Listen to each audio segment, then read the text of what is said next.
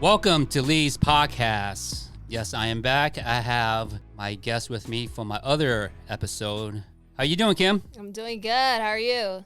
So it's been a few weeks since we spoke, Yes. right? So you went back to Indiana. Yes. You know, Indianapolis. Mm-hmm. I cannot say that. Indianapolis. Indianapolis. You know, people in Indianapolis, they call it Indy. I didn't know that. Just keeping it short. Yeah, they say Indy. And when I first moved there, I was like, what is Indy? I was confused. I was like, because it just kind of reminds me of like, my first thought is like Indian people because, or like, you know, I don't know why, but that's just what I thought. It's an Indy or we're an Indy. And I'm like.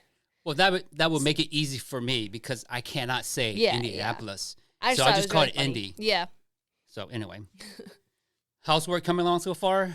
I know we talked about that last time. Yeah, we did. I mean, we don't have to dive into that any deeper than what you did before, but. I mean, briefly, it's going well. A lot of changes, like I mentioned last time, and we're moving forward with a lot of things, scaling up, and so it's a busy time for us. Super exciting, though. And how about your move, or no, not yet? My move? It's been a move to... Minnesota. Yes. So that probably won't be until August. That's kind of what we're planning because we want to get there before summer ends so that Cameron could get into the school systems up there in September. So we're planning for August. Okay. Now, I know we've been talking a little bit about work, yes, volleyball, stuff like that.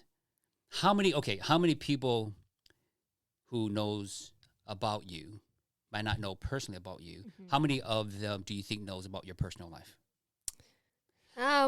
You know what? Let me give you this. Okay, let me give you this snippet, okay? Okay. Okay, I'm your uncle. All right. And we know everything about you.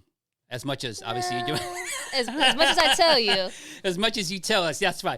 I don't need to know all the details, right? Right. But I know enough about you, your family, right? Okay. And I'm assuming a lot of my listeners, subscribers, whoever clicks on these videos, they don't know anything about you. Probably not. Do you have a good following of volleyball players or fans? Do I have a good fans? I don't know. I don't know. I don't think fans know. But I mean, if I'm just putting it into perspective, all my Facebook friends, a lot of them are volleyball friends. Yeah. Not fans, but volleyball friends, and we're all friends. And so, in that regard, like we keep up with each other and we say hi, you know, when we see each other at tournaments. But besides that, and our connection of volleyball, pure volleyball, no, a lot of them wouldn't know me personally. Okay, we're going to talk about other stuff, but let me just focus on volleyball at this moment. All right, this conversation. Okay. How old were you when you really got into volleyball? Because okay, from as your family, right? Like your extended family, your dad, all your uncles, we don't know how good you are. Yeah, all right. You're just reminding me that no one comes to watch me at tournaments. Your dad also, and we're talking about I'm gonna have your dad come in, but you win tournaments. I win a few. Yeah. Well, that's more than what I mean. That's pretty good, though. I think Thank you. So, I mean, and that's the reason why I kind of preface that is that, to people, because you play volleyball and you win tournaments and you have this volleyball community that knows who you are, right? As a volleyball player only. Yeah. They don't know you as true. a person. Right. Right. So I'm not sure if you're willing to indulge in kind of sharing who you are as a person. Obviously they know, but I mean, it's okay. I mean, I know there's some things that are more personal, but yeah. I mean, I'm not one to kind of hold back on telling people who I am. I think I do that a lot with the content that I push out, especially business-wise.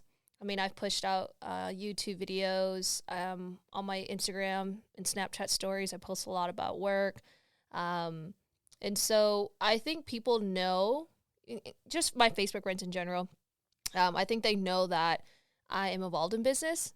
But I just don't think they fully understand it because I know business can be confusing. But I think that's just the gist of it. They only know that. And a few people have reached out and like, hey, Kim, like, they don't tell me that they see my videos or my posts, but I can see who sees, you know what I mean? You can check. And then also, I used to think when I used to post content, like, oh, no one cares that I'm posting this or whatever. But then, like, I've gotten a few people reach out to me saying, hey, Kim, so, like, you're in business, right? I'm thinking about starting a business too. Like, is there anything that you would recommend me, starting or this or that? And these are people in the volleyball community that, we only know each other at tournaments, but they see what I post, even though they don't engage with what I post. People see. Yeah. I mean, people are always watching. And so I've had people reach out to me. I've had people say, I love your posts. Like, they're so inspiring. I love your story and stuff like that. Yeah. And I've talked about my story, literally what we talked about on our last podcast. That was your story. Yeah. When I moved away to Atlanta and like all the things I feel and felt, I put it out there in a YouTube video and people watch it. And, okay. And so. Well, let's get to the nitty gritty stuff then. Sure. What do you drink? I drink. If your volleyball friends, your 2,000 followers, or not your fans, but your friends, right, in the community, volleyball community, if they're to say, "Hey, I'm gonna buy you a drink," what drink would that be? It would be either a Modelo or a Corona beer. Put it out there. Back then, if you asked me that question, no shots or nothing like that. No shots. I'm not a shot girl. But if you asked me in 2016 or 2015 during my prime time college partying days, and if one of my volleyball friends asked me what I want to drink, it would probably be Bud Light. Back then. Yeah. It's cheap. The cheap stuff. It was cheap, but everyone brought it to parties. You know what's cheaper than Bud Light? Milwaukee Brew. Oh, Milwaukee. Milwaukee. Oh, so gross. See, I don't drink beer. Okay, what are we drinking now? We're drinking Seagrams. Yeah, Escapes. Wild berries. And so Which I don't mind it, yeah. Last time you were here, what was that one? Trulies. Yeah. See, I drink. Would you consider this a girly drink? Yes. Whatever, I like it, okay? It's good. I mean, well, I don't know. What's a girly drink? What's a manly drink? I don't know. I feel like people would think like a whiskey or like a Jack Daniels is a manly drink. Jack Daniel with what?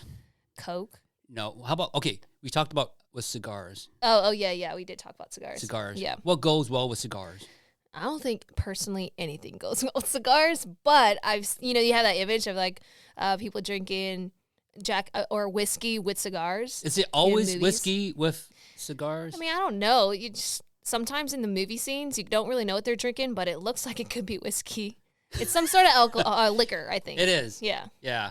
So it's usually in a nice glass bottle, like a decanter set. You know? And then they have cigars, and usually the cigars are in a nice box. They talk about like Cuban cigars, and I don't even know any other cigars, but marketing. Yeah. That's how it is. Yeah. I think when I was growing up, you know what was big? What they didn't want to market were cigarettes. Mm. Wait, what is it? That cowboy on that cigar box. It's like manly thing to do is to smoke cigarettes. Wait. Okay. Marlboro, or something. I don't know. I don't know what I mean, but it's always cigarettes that when I was growing up, they're marketing that. Yeah. I know we kind of talked about marketing earlier, mm-hmm. and we were having a conversation before we came on about marketing towards adults and to kids. Right. Let me tell you a quick story. Sure. And whoever's listening, if you have kids, I'm sure you'll understand, right? I took my daughter to a store around here in Milwaukee, and she went in and she saw these poppets, and she just wants to get them. They're like, those big poppets are like $50, right? Yeah. Would you buy that for your kids? No. Why not? Only because I'm in marketing, and I know where I could get it for cheaper. So there's that. But also, yeah. But here's the thing. Yeah. I love my kids. I want them to have everything. Should I get it for them? Right? Okay. My parenting style might be different than yours. Yeah. Would you get it for Cameron? I wouldn't. No? No.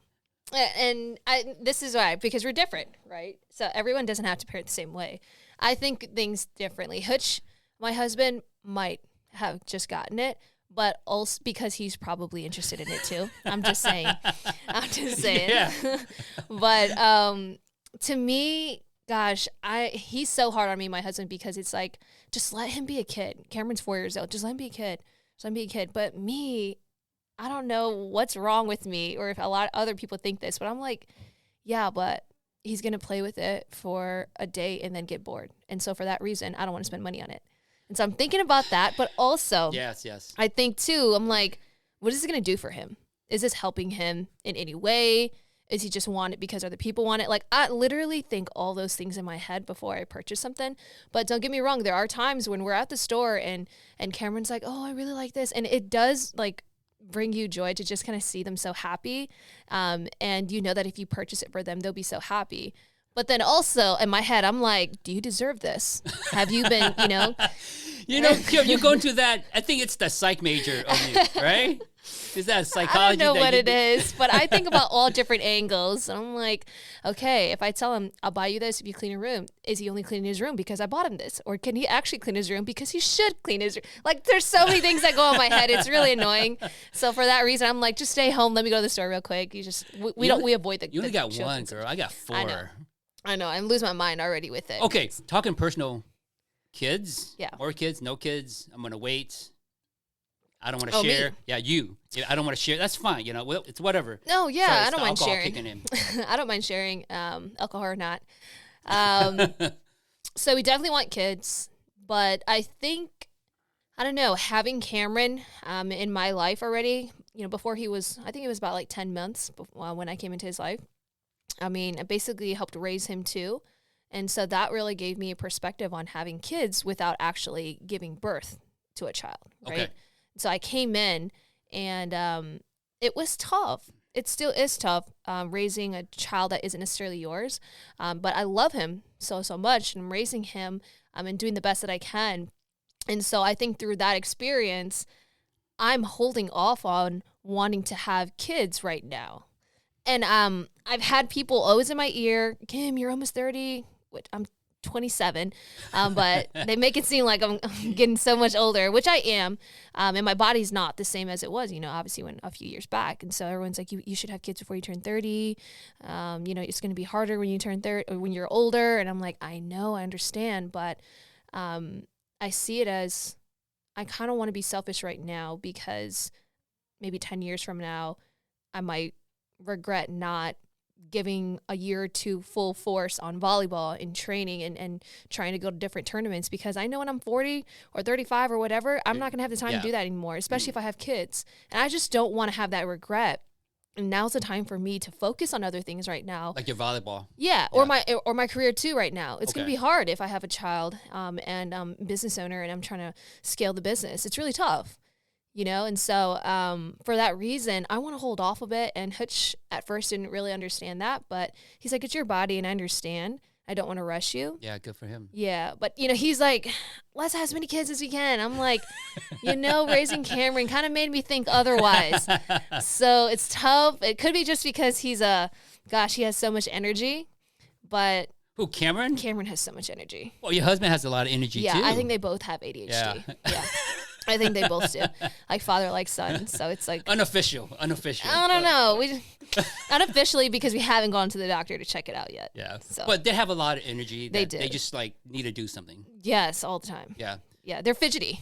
I should buy them those toys. There you go. I was thinking about that.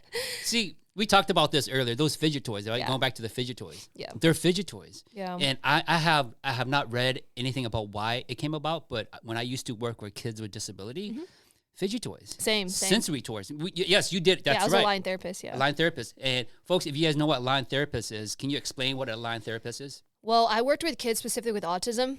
And so it was difficult for them to focus, and we had to teach them, we had to, gosh, it was so long ago to remember.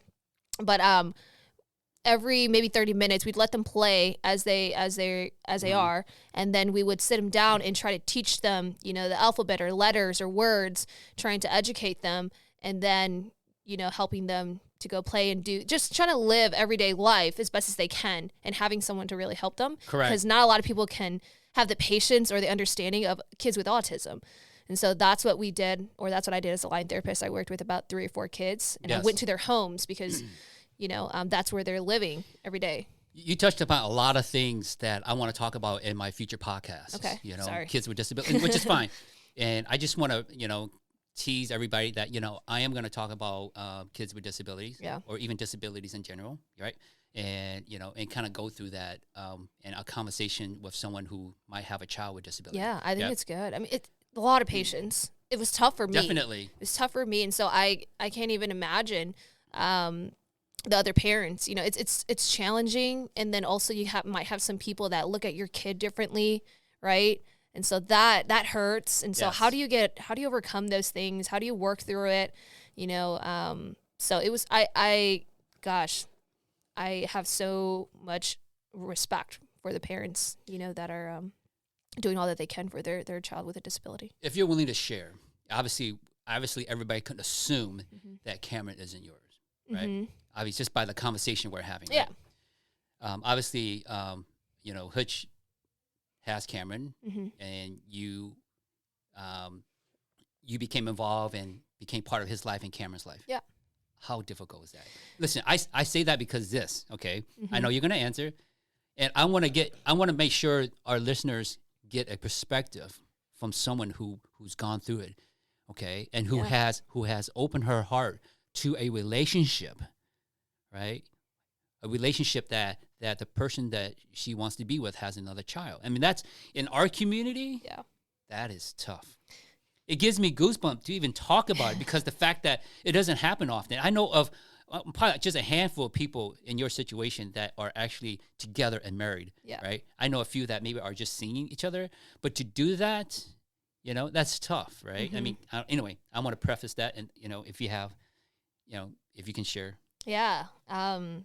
See, it's funny when you bring that up, because it's just, I don't know where to start. Because I think at this point everything's just so jumbled up. But initially, it is a really hard decision, and because Hutch had a child with another woman, right? And that's tough. But then me stepping into the picture and kind of raising Cameron as my own, it's hard. Initially, at first, I mean, I don't even know how old I was, but you're just so in love that you are willing to go through a bunch of different obstacles just to be with the one you love. And, I thought that I would be able to raise Cameron as my own without thinking through actually how to raise a child. At that time? At that time, no way, right?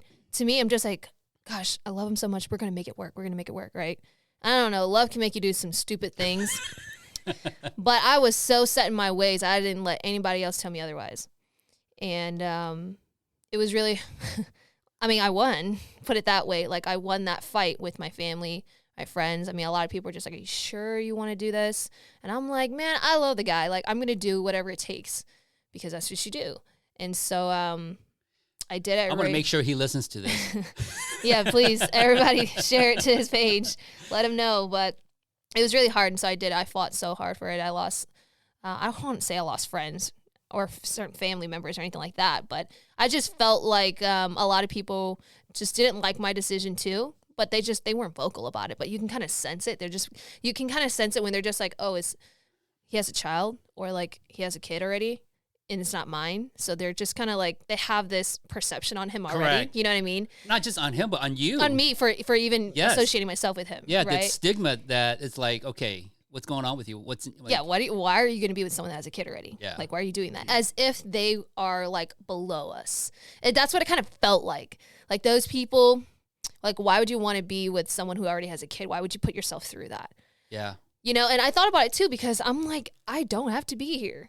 I don't have to do this. But like, as hard as I tried to walk away from that, like, I couldn't.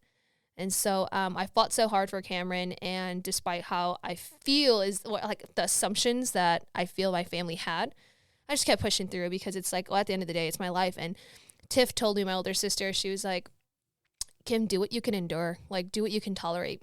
If you can't tolerate people saying things about you, being in this relationship, then don't do it. But if you can tolerate it, then do it. And so I remember her telling me that, and throughout my entire relationship, I was like, gosh, am I tolerating this? Can I do it? Like, just the whole entire time. But it got really hard, because of course there's the baby mama that's involved too. Yes. And so it was a difficult and challenging situation that took me, I'm still trying to deal with it too, because it's like that. Think of it this way. It's like if your wife, you know, had an ex that is just always going to be in your life, in your relationship some way, somehow. That's tough. It's hard. I mean, I think of it that way. Everyone just thinks it's the baby mama, but I'm like, yes, what they have history, and it's like, she's always going to be there. I can't get away from this woman. Yeah. You know, that's honestly what it felt like and still feels like. Now we're a lot more civilized, and we can talk to each other without, you know, any hard feelings or anything like that. But it took us a while to get to that point. So it's, you know, I won't get into the details of that. Okay, that's fine. But it took a while for both the baby mama and both Hutch and I to come to agreements and to talk like adults. Mm-hmm. And so now we're at a good place. You know, we realize that whatever issues we had with each other, that's not what we should focus on. We should focus all our efforts on Cameron, right? So whether we go to court, whether we do this or that, and we're arguing, that's personal between Hutch and his baby mama. But all that energy we're putting into yelling and arguing with each other, we should be investing into Cameron. And so we came to that realization. She understands that. Yeah, now, we all talked about that. Correct. And then we put our focus on Cameron now. And when the focus is purely on the child, and you can make decisions together, then it makes it better. You know, you just have to drop the past, which is really hard, easier said than done. Yeah. But, you know, moving forward, you know, we just have to make sure we're doing the best for Cameron. So it's hard. Honestly, people have asked me about it too, and I'm like, I would not recommend anyone to get in a relationship with someone who has a child already. Unless they're willing to take the chance of going through everything that you went through. I mean, come on. I mean, just because they take that chance doesn't mean we're going to go through the exact same things, right? That's true. We have different, you know, it's going to be different, obviously, but I just personally, after going through all that stuff, I just wouldn't recommend it to anyone. Because it was really hard. Even if, like, you win full custody and you have your child, right, then you still have to raise them. Mm-hmm. And that's something that's challenging for me right now. Here's the thing, okay, and I'm gonna have these what if questions, right? Sure. And it's legitimate questions because I'm assuming these are questions that maybe not guests, but audience or people that are listening might have. Yeah. I'm assuming these are questions that, you know, maybe our family might have had, your parents might have had, right? Are you okay raising Cameron up to a point, right, as an adult, right, and hopefully, right, he acknowledges you, mm-hmm. right, because that's my biggest concern is that if I raise someone else's child, I mean, these are legitimate concerns. Absolutely. Raising someone else's child and at the end does not acknowledge me as the person that raised them because the fact that maybe we got into a fight. Yeah. You know, it's like, you ain't my daddy anyway. I know. Believe me, I've had those thoughts too. It's a lot easier for Hitch to tell me, he's not going to do that. He's not going to do that. I'm like, he's 4 right now. You won't know, you know, by the time he's like 18 or 16 and he can verbally say things to me too or how he's feeling. You know, there's not much I can do right now because I don't know if that's ever going to happen, but I can only prepare myself in case it does. But with that being said, you love him. Oh, yeah. You do everything like as a mom would do mm-hmm. for him, with him, you know. But I do have to preference this. It is hard to raise a child that is not your own. And I don't know if it's just me personally. This is just my opinion, but I just don't have... I always felt like this. I don't have that motherly touch. But a lot of people say, yeah. You know, it's different when you have a child of your own. Yeah. And I haven't gotten to compare it yet because, you know, I haven't had a child of my own and I just have Cameron right now. And I mean, raising him is tough, but mentally, like when I get past all the, you know, raising him, it just emotionally it hurts because he's not mine, but I'm pouring so much into him. Mm-hmm. And it's hard to raise a child that isn't yours because he still sees his mom too, you know, and so yes. It's like, you know, when he goes away to her and her family, you know, they could be teaching him and disciplining him one way or another. And then he comes back to us and then we're teaching him and disciplining him one way or another. And it's actually just really confusing for Cameron, maybe, you know? And so I feel bad for him, but, you know, don't get me wrong. Both sides really love him, mm-hmm. but it's challenging because sometimes it seems like, you know, he might carry an attitude over to his mom from us, or he might carry an attitude from his mom over to us. And it's like, it's so hard to it feels like I have to start back over to discipline him again. You know, after we switch him off. You know, I mean, she might feel that same way too when he's with us, right? Yeah. And so it is exhausting in that sense. But, you know, later down the road, if he does say, you know, you're not my mom, we get into an argument, I mean, that's going to sting. But are you preparing yourself? Or are you like, you know, if it happens, it happens? I mean, I try not to think about those things. Okay, sorry, I brought it up. No, but I think there's a point that could happen because I overthink. So I obviously have thought about that already. Yes, you do. I remember when you moved down there, right? You're going to move down there. And I said, Kim, have you thought have you thought it through everything? You're like, Zalee, yes, I've thought about all the scenarios. Yeah, I overthink. Which is good. I don't think some people think enough. So I'm okay with overthinking. You know, talk about Cameron, right? Yeah. He is loved by everybody, even by us. Yeah, yeah. You know, by your immediate siblings, you know, by all your cousins, you know. He is a bundle of joy that just bounces off of everything. It really does bounce, yeah. And, you know, I think regardless of where he's going to go, he's going to be loved. Yeah. And I think that's the great story about him. At least I'm hoping for him is that no matter where he goes, he's going to be loved. Right. You know, and I think it's fortunate that you can be that evil stepmother. I think I might be. You could have been, but you're not. I don't see it. Okay, and I can't imagine you being that. And so I mean that's part of who you are that you kind of deal with.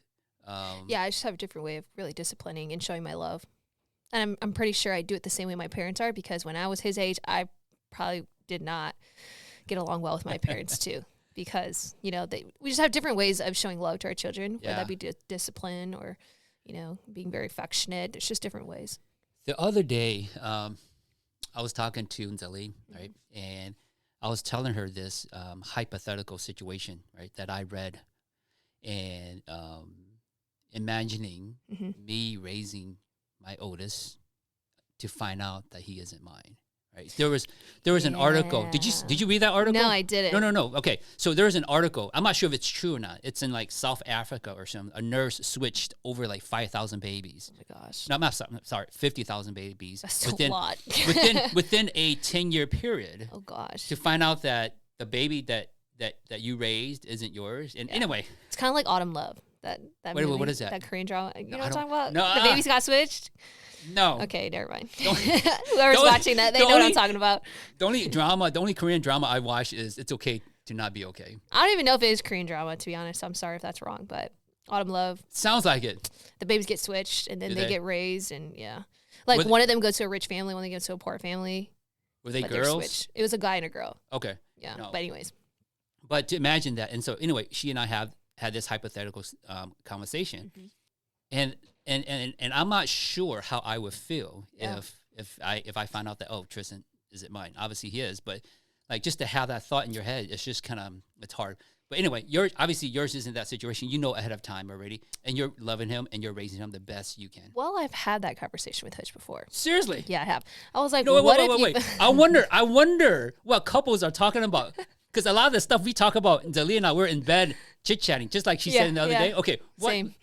I just asked him. I was like, I'm what glad if I'm you found out? We're not the only one that does this. Yeah, no. I was like, what if you found out that Cameron wasn't yours? You know, and you raised him. And like, even right now, at 4 years old, like, what if you found out?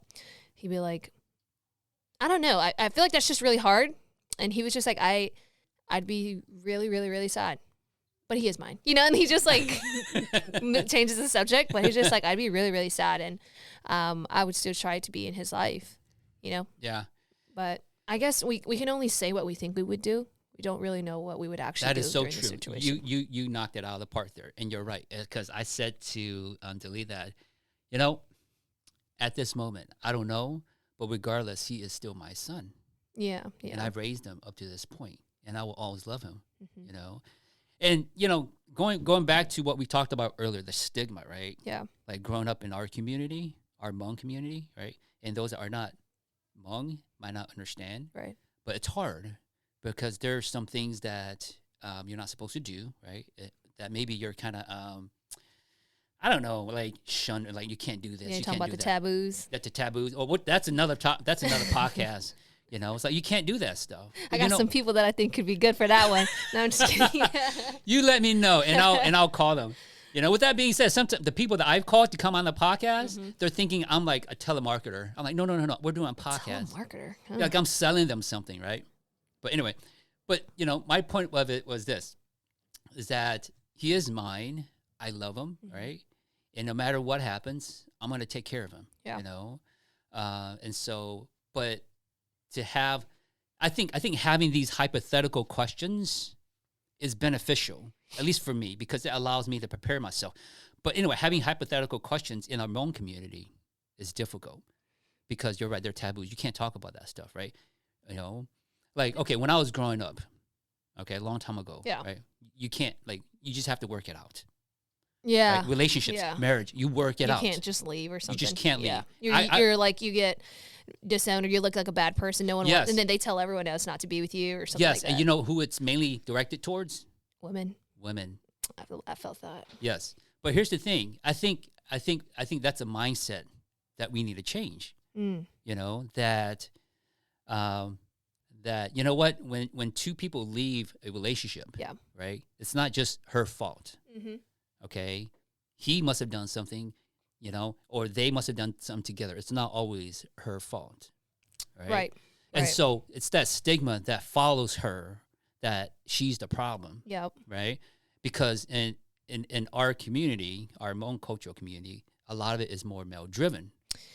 Yeah. And I'm not to say that, you know, this podcast is going to change that narrative, but I hope somewhat it does, you know? I think it's realizing first that there is an issue or there is a problem before, you know, because a lot of people dismiss that. They'll be like, oh, like, he abused his wife. That's it. Or he, you know, they kind of just turn the other shoulder or turn the other cheek, and they kind of don't address the situation and acknowledge it. Correct. That it even really happened. And I think because of that, then nothing changes. And so it's like, I don't know what it is. Is it saving face? I mean, you tell me. Like, what are your thoughts? Is it just saving face? Is why they don't say anything? Is it the reputation they want to save? Are they abusive themselves, which is why they're backing up their kind. They're backing up, their kind, if you will. But it's like, why can't you just stand up for people when you know it's wrong, unless they don't think it's wrong? Regardless, if it's the husband, the wife, the guy, the girl, the son or the daughter, right? There's just gender gap that, to be honest, I don't know. I mean, I don't know, because if I did, then, you know, I would, you know, I can address it, but I don't know why. You know, why at the end, and I say this because it's not 100% that the female or the wife or the girlfriend is blamed. I would like to think that it's not always 100% their fault, right? Yeah. When something happens in a relationship, I'm assuming there's men out there that are like, hey, you know, you did her wrong. Yeah. Okay. But I would just like to say that no matter what, we should always look for the truth. Yeah. Yeah. Right? We should look for the truth, and then beyond that truth, you know, find out, okay, who is it at fault? You know? Yeah, there's definitely always more than just one side of the story, right? And I think a lot of people, I mean, it's tough because, I mean, let's talk about hypothetically, right? Since we were talking about that too, hypothetically. Yeah, go ahead. Okay, let me give some scenarios here. I want to know your thoughts because I know a lot of people that are going through some of these things. Going through specifically the separation part of it, or the stigma of being the female, or what? Yeah, the stigma being the female, but also a lot of things that should be spoken about, but never are. Okay, in the Hmong community. For example, can you give at least one example? Yeah, I was gonna give one. Okay, go ahead. Yeah. I thought you were giving an example. For example. Okay.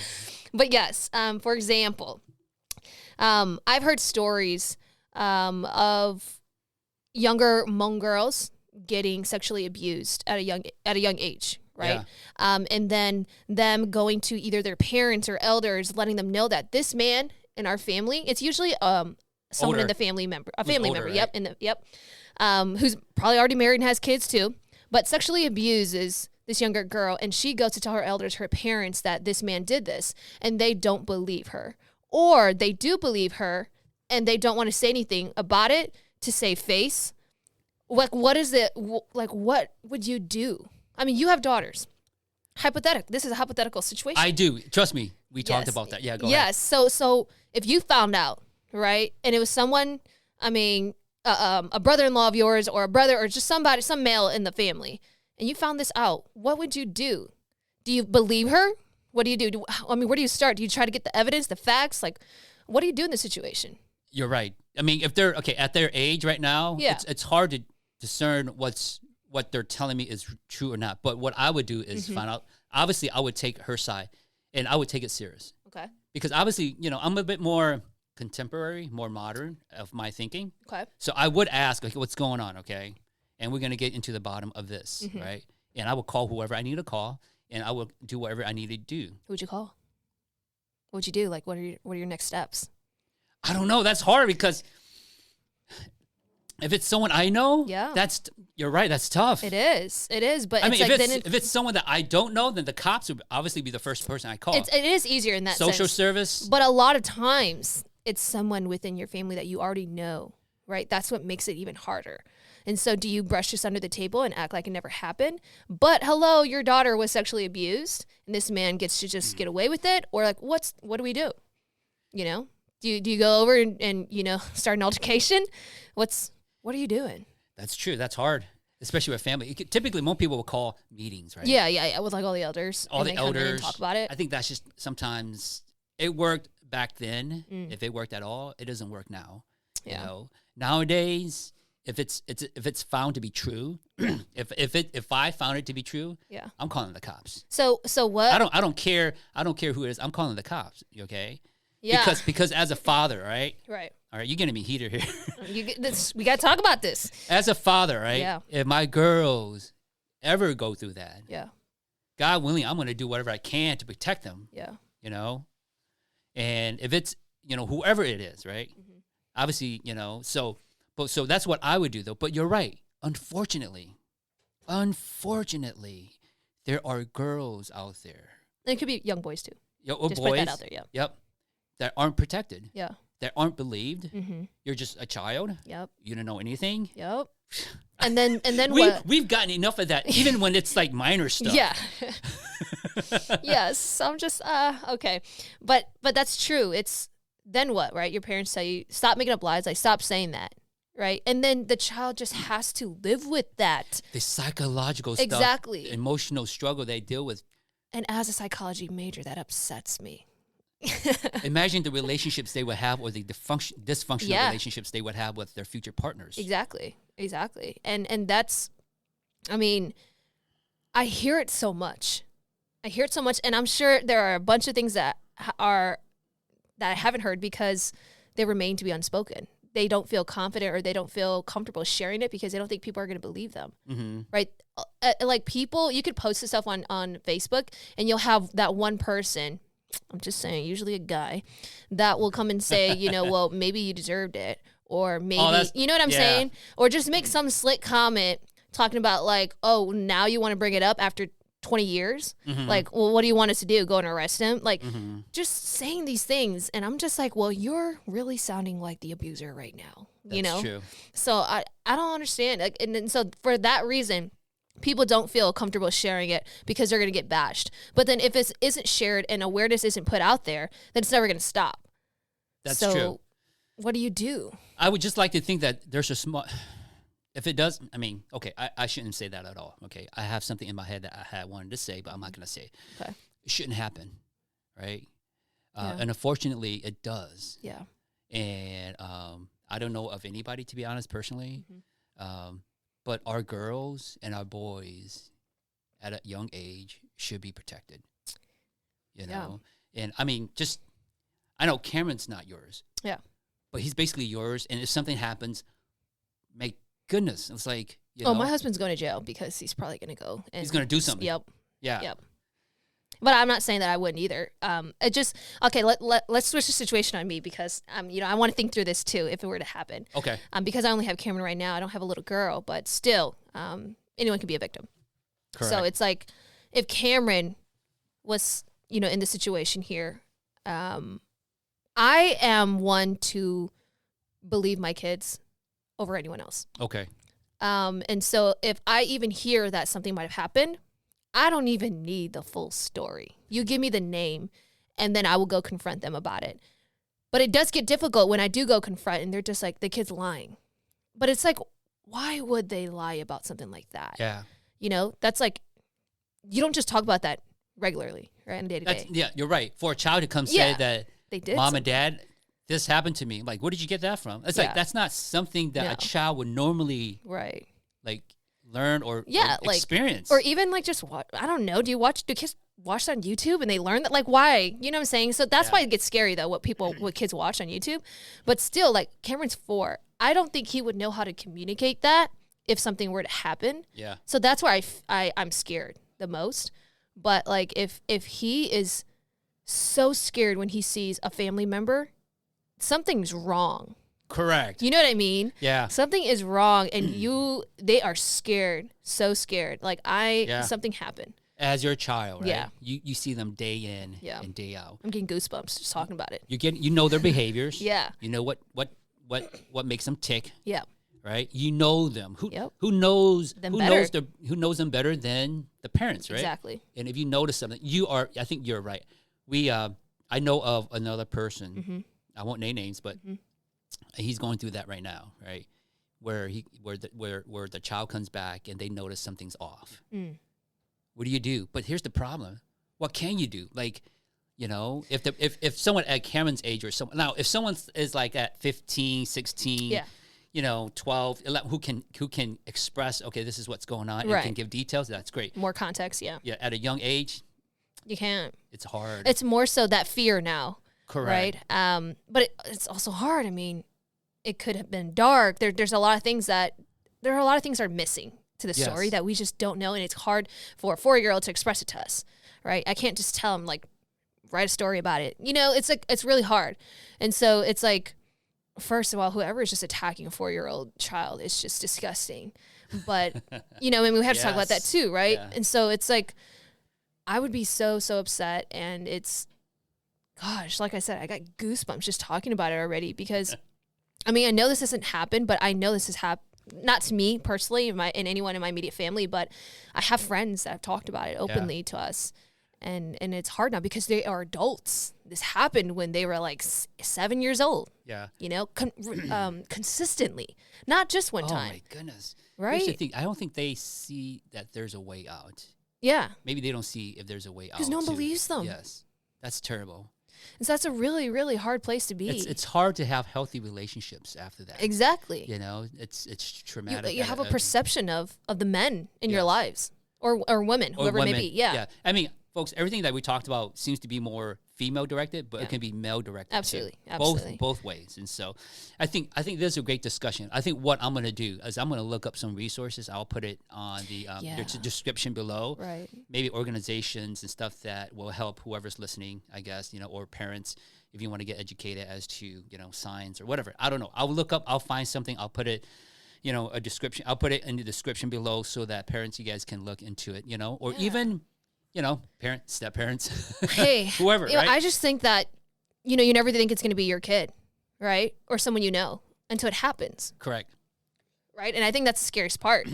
And so I think as parents, we need to at least acknowledge that this has happened and this potentially could happen. We don't want it to, but preparing and like thinking through these hypothetical situations. Some people might think it's a waste of time, but it's like, what would you do in these situations? What would you do? And right? How do you prepare for this? Correct. I think, but you know what?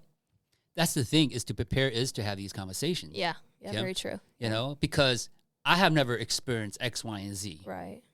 But I can have a conversation about what you would do. What I would do about X, Y, and Z. If anything, you know, prepare myself with the process of what do I need to do legally. Right. I mean, whether that be having conversations with our kids, right? Correct. I think we need to be open about it. I mean, it's scary.